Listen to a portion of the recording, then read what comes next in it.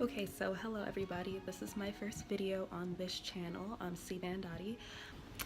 I wanted to document my process with making this mural behind me. It was a very impulsive decision, especially since I live in an apartment. I'm gonna have to cover it up anyway.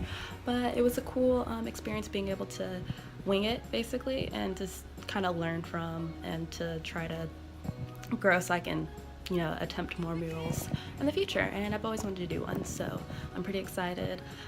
Take a look. I hope you enjoy. Please subscribe if you are curious for more, and thank you so much for watching. Alright, so because of the fact that I didn't intend for this to be like a super tutorial, and this was more of an experiment, I didn't film the materials that I used, but just for like a quick overview of the supplies I have, you're going to need a plastic tarp to cover up your floor so that you don't get paint everywhere. You'll also need buckets for water so that you can, wipe down and keep your brushes clean. With that said, you're going to need brushes, latex or acrylic paints. Now, when it comes to large surfaces, it's best that you have household latex paint so that you can cover the areas that you need without necessarily spending hella money on art acrylic paints. But for smaller areas or things that you're going to render, acrylic paint is ideal for working in conjunction with latex paint. In addition to that, let's see what I didn't cover. I like to use Tupperware to mix my paint colors together, and it's also cool to be able to store long term so that you have the lids for keeping the paint from drying from day to day. In addition to that, if I didn't say it already, roller pins are helpful to cover large areas in a solid color, paint trays, and whatever else is important that I am probably forgetting here. I go ahead and start prepping the wall by wiping it down with alcohol and a little bit of water. Also here, I went ahead and made sure to unscrew any of the outlet coverings, curtain rod, hooks, anything that might be in the way. I'm also using the blue painter's tape to go ahead and tape off the edges and baseboards of the wall. And since my design is using straight lines, I went ahead and used the blue painter's tape to map out those lines that I was going to need to paint later.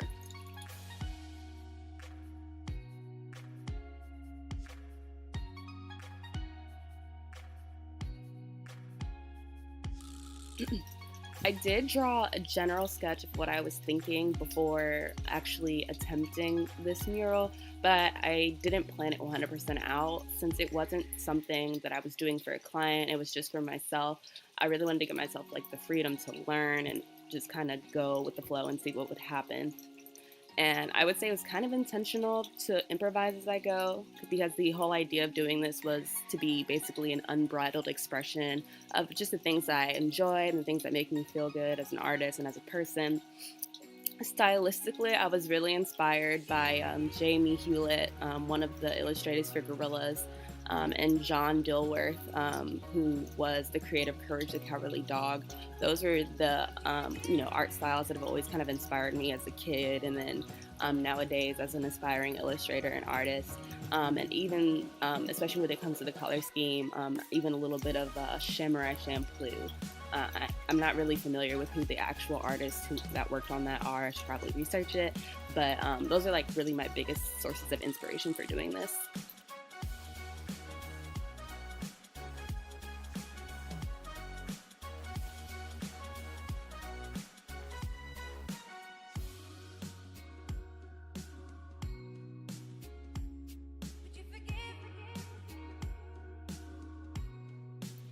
Now here, I know it probably looks like maybe I was employing some sort of strategy and I was using undertones or something like that, but I just ended up not liking the paint color I had originally bought.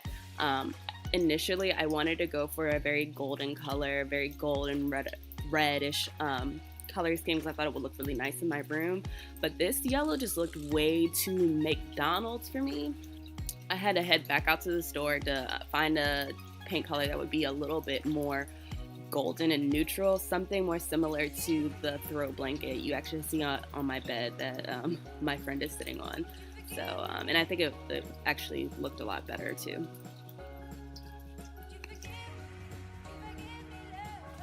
Now, speaking of buying paint colors, I just I remember like back when I was a kid and maybe my parents would change a wall color every other month or whatever. I just thought it was probably the simplest task with like any other product. You know, you go to the store, you pick what you want, you grab it off the shelf, make a purchase, and go back home. So when I was getting all of my stuff ready, I went to Home Depot, I chose my colors, but I just did not comprehend the fact that unless it was a black or white or an eggshell, these colors actually needed to be mixed, which required me to go up to the counter and actually converse with an employee. And I was just so stressed out at the thought of this. I thought this was just going to be simple, easy peasy, lemon squeezy. And here I am actually having to talk to other people to get the product that I need. But it's fine. I headed to Sherwin-Williams, where that's what they do. They eat, breathe, sleep, paint, and that's all it is. So, and the guy was able to help me find the perfect colors that I needed and the amounts. He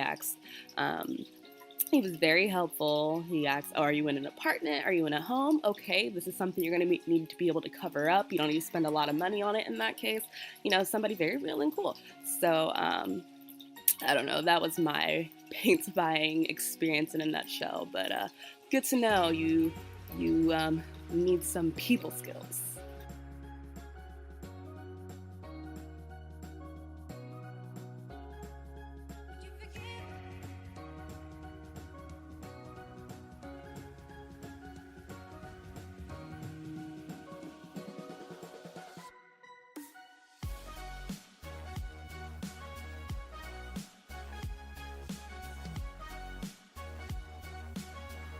As you can see with the red line art, I did start drafting my line work with red color pastel. I did at the beginning of the video recommend using chalk, but here I use color pastel or soft color pastel because that's just what I had and I didn't feel like running out to the store for the 20th time at that time.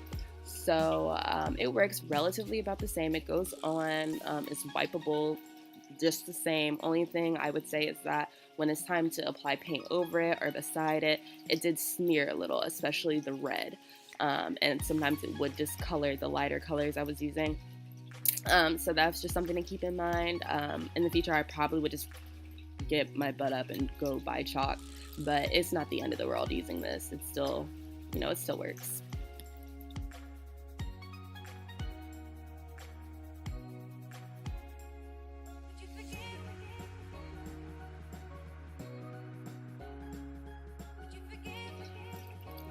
At this point, I'm about halfway done with the initial painting of the line work.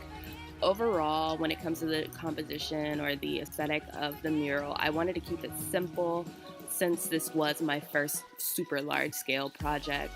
And I wanted to keep rendering to a minimum. So I wanted my color palette to be very minimum, and I wanted my design to be very line work heavy so that it wouldn't be overwhelming or too challenging for what I was trying to do for my first time.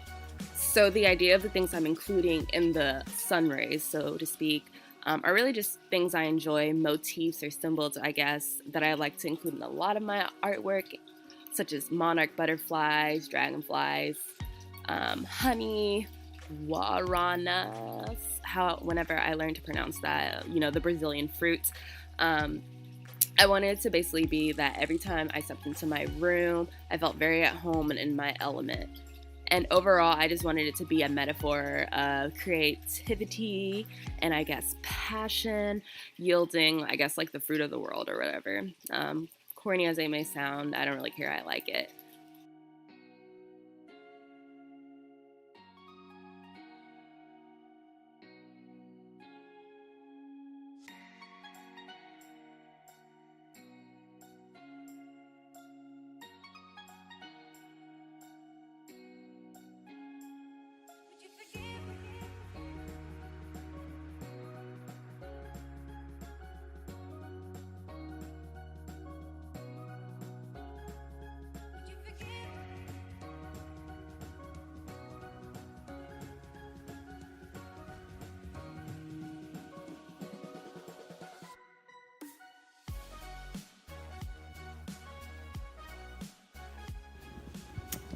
Okay, so it is about a week later, and I'm sort of, kind of, not really, almost done. But see, I try to finesse the system and see if I could find an easier, shorter, not as long way to do some of this, and it did not work out the way I planned. So yeah, I guess this is where we're at the moment. Alright, so my strategy was to employ the same kind of thing that I did here with this sun.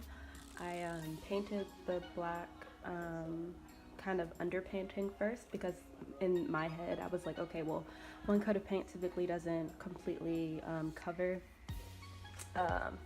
things below it without a primer. So what I'm going to do is just going to paint one layer over and let the contrast of the black go through or show through, and that way it'll be like a less harsh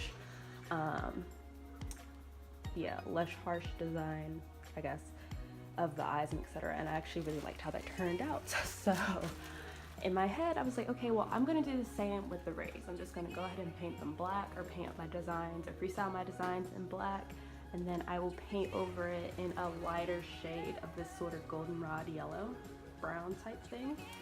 So I mixed the lighter shade that I wanted, and I did like a little test area over here with just some random, I guess, grass, wheat, whatever. But when I tried it over here, I just really didn't like it. I didn't do it with the roller because I thought that the roller would go on too thick and actually full-blown cover the designs underneath. But I don't like how streaky it looks. It literally looks like I tried to just like paint over it and give it, like, I'm in the process of trying to paint over it and redo it. So what I'm gonna do is basically just like figure it out and wing it, and probably just take the long way around and just do the negative space.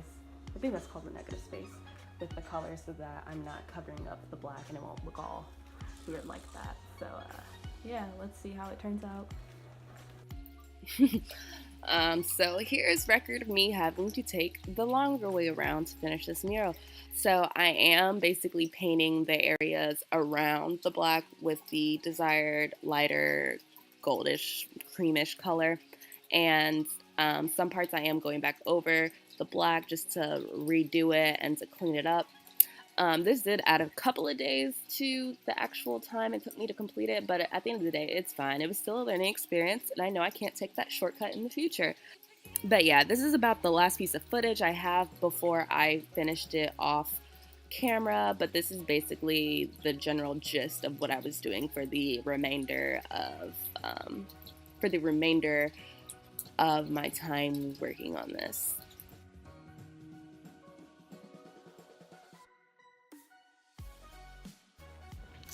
So okay, friends, it's been about maybe 2 or so weeks since I've actually finished, or the moment I actually finished this mural, and I never got around to actually taping the finished product because my room was definitely not in order or presentable in my opinion. But I guess now we're kind of as good as we're gonna get. So yeah, let's take a look at what I've got going on here. Alrighty, so this is what we've got. I'm gonna take a step closer so you can like see the entirety of it, I guess in smaller chunks. Excuse my little makeshift workspace. I started working on another project, but yeah, I don't know, it came out a lot cleaner than I expected it to.